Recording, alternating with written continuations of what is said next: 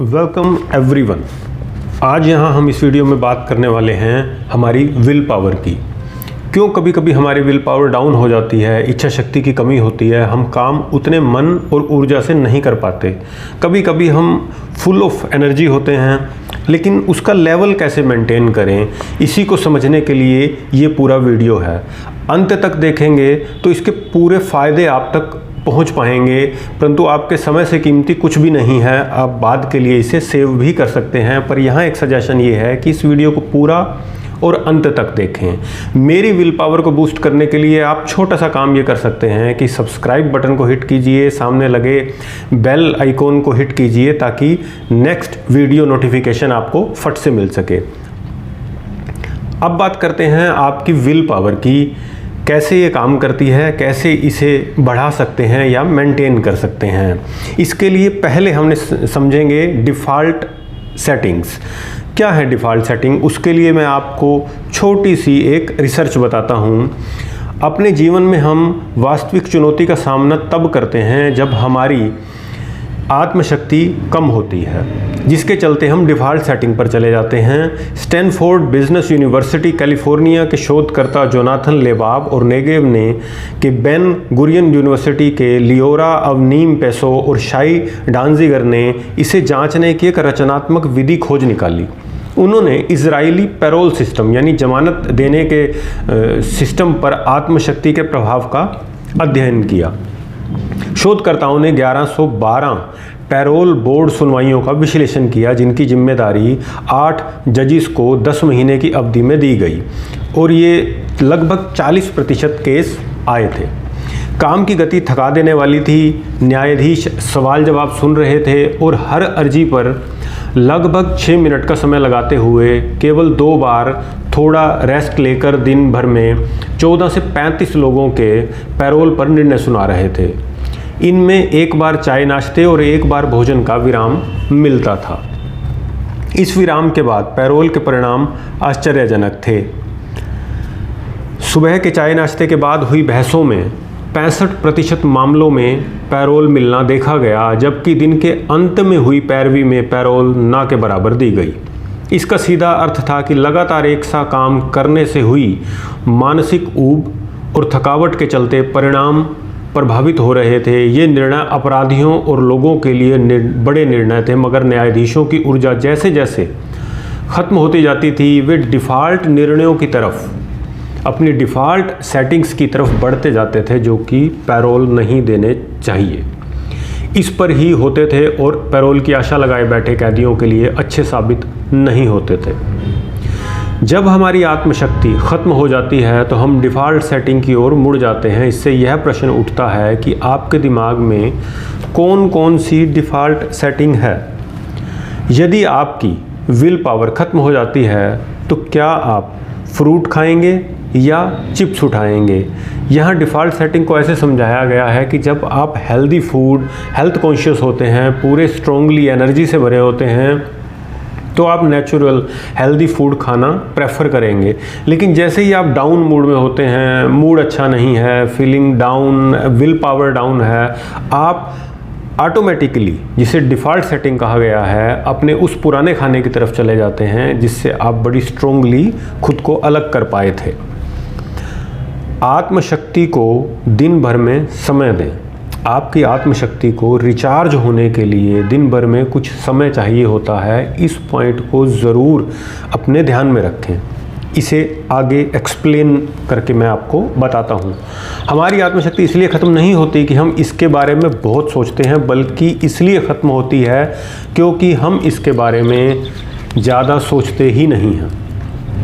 Will power कम ज़्यादा होती रहती है, यह जाने बिना हम इसका उपयोग करते रहते हैं। इसे हर दिन समझबूझकर सुरक्षित रखने की बजाय हम अपने आप को इसके अनुसार चलने की अनुमति देते हैं। यदि हम सफलता का पीछा कर रहे हैं तो आत्मशक्ति का विचलन कम ज़्यादा होना काम नहीं आएगा। इसके बारे में विचार करें। आत्मशक्ति की सीमा होती है। जैसे कि मोबाइल की बैटरी ख़त्म होते समय हरी से लाल होती जाती है, इसी तरह आत्मशक्ति होने और न होने का एहसास हो जाता है। अधिकतर लोग अपने सबसे महत्वपूर्ण कामों को बिना आत्मशक्ति के किया करते हैं, और वह भी बिना इस बात का एहसास किए कि उन्हें यह काम इतना कठिन क्यों लग रहा है। जब हम किसी संसाधन को संचित करने में, स्टोर करने में असफल होते हैं, तो जब हमें इसकी आवश्यकता होती है उस समय वह उपलब्ध नहीं होता। और जब हम विल पावर को रिचार्ज नहीं कर पाते तो हम वास्तव में अपने आप को सफलता के सबसे कठिन रास्ते पर ले जा रहे होते हैं, जो कि हम काम को करते हुए जब मुश्किल महसूस करते हैं तो हमारा ध्यान खींचता है। तो फिर आपकी अपनी आत्मशक्ति का उपयोग अपने काम के लिए किस तरह से करेंगे, इसके बारे में सोचिए, इस पर ध्यान दीजिए, इसकी इज्जत कीजिए। जब आपकी विल पावर अपनी उच्चतम अवस्था में हो तब आपको सबसे महत्वपूर्ण कामों को करना चाहिए। दूसरे शब्दों में आपको सही समय पर सही काम करना चाहिए।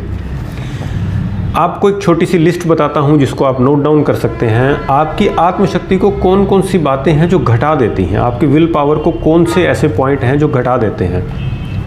एक, नई आदतें या नया व्यवहार सीखना, इसमें हमेशा हमारा बहुत ज़ोर लगता है, तो ऐसे कामों को करते वक्त हमारी विल पावर जब शुरू करते हैं बहुत होती है, बाद में घटती चली जाती है। दूसरा, व्यवधानों यानी मुश्किलों को अलग करना। तीसरा, लालच को दूर रखना। चौथा, भावनाओं को दबाना, इमोशंस कंट्रोल। गुस्से को काबू में रखना, एनर्जी इसमें लगा देना कि हम अपने एंगर को कंट्रोल करें, उससे हमारी विल पावर घटती है क्योंकि हम उसका यूज़ करते हैं। आवेग को दबाना, परीक्षाओं से गुजरना, दूसरों को प्रभावित करने का प्रयास करना, डर से सामंजस्य बैठाना, ऐसा काम करना जो आपको नापसंद हो। छोटी अवधि के गोल्स की बजाय बड़ी अवधि के लक्ष्य तय कर लेना। ये वो पॉइंट हैं जो आपकी विल पावर को इस्तेमाल करते हैं, जैसे कोई बैटरी यूज़ की जाती है और उसके बाद वो डाउन होती चली जाती है। आत्मशक्ति में समय ही सब कुछ होता है।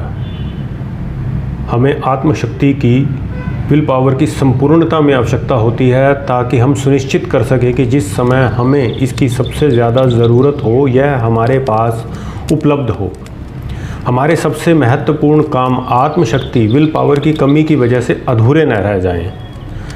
तो यदि आप अपना दिन बढ़िया तरीके से गुजारना चाहते हैं तो सबसे पहले एक चीज़ पर पूरा ध्यान दें, अपने सबसे महत्वपूर्ण कामों को सबसे पहले करें, या जो काम आपको सबसे मुश्किल लगने वाले हैं, जिसमें ज़्यादा ऊर्जा लगने वाली है, उनको सबसे पहले करें ताकि बाद में क्षीण यानी दुर्बल होती आत्मशक्ति उस काम के अधूरे रह जाने का कारण न बने।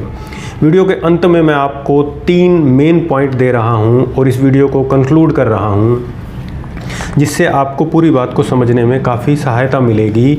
ये चैप्टर मैंने लिया है द वन थिंग बुक से, और वो 3 पॉइंट जिस पर आपको खास ध्यान देना है वह है, नंबर 1, अपनी आत्मशक्ति को धीमा ना होने दें, कम ना होने दें।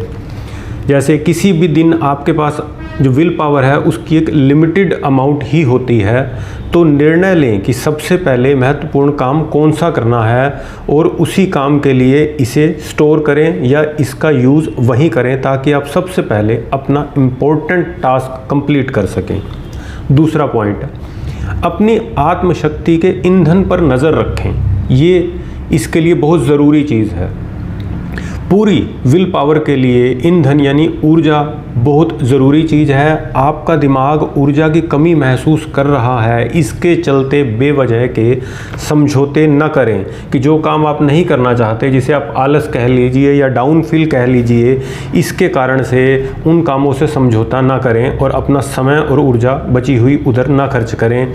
इसके लिए आप सही समय पर सही भोजन करें, उसमें बिल्कुल भी गलती ना करें उसको टालने की। तीसरा पॉइंट है, काम का समय निर्धारित करें। Make your time table is the best policy. दिन के शुरू होने से पहले आपको अपने कामों की पूरी क्लियर पिक्चर होनी चाहिए। हर दिन सबसे इम्पोर्टेंट काम तय करें, उसे दिन के पहले हिस्से में करें ताकि जब आपकी आत्मशक्ति फुल अमाउंट में हो तब आप अपने इस ज़रूरी काम को ख़त्म कर लें। अपनी आत्मशक्ति से लड़ाई न करें। जीवन में सफलता पाने के लिए अपने दिन की योजना के इर्द गिर्द ही बनाएं।